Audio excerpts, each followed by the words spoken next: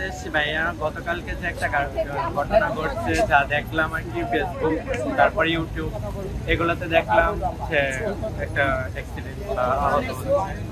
তো যাই হোক আমরা এটার জন্য আসলাম যে ওনাদেরকে রক্ত দেওয়ার জন্য।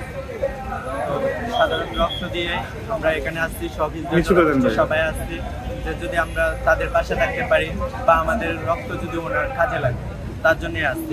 আপনাদের গ্রুপের রক্তের গ্রুপের সাথে ওদের রক্তের গ্রুপ মিল হবে কিনা?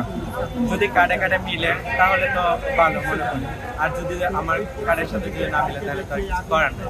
হ্যাঁ, আমরা এর আগে বঙ্গ মার্কেট যখন আগুন লাগতে পড়ে গেছে তখন আমরা প্রায় 25 লাখ টাকার মতো দিয়ে ওখানে আমরা সহযোগিতা করলাম। আমরা সবাই হিজড়া জনগোষ্ঠী সবাই পাশে দাঁড়াচ্ছি। তো আশা করি আমরা যতদিন হিজড়া জনগোষ্ঠী বেঁচে আছি ততদিন আরো এর চেয়ে যদি আরো কোনো কিছু হয় তাও আমরা দেশের জন্য এরকম করে পাশে দাঁড়াতে চেষ্টা করি।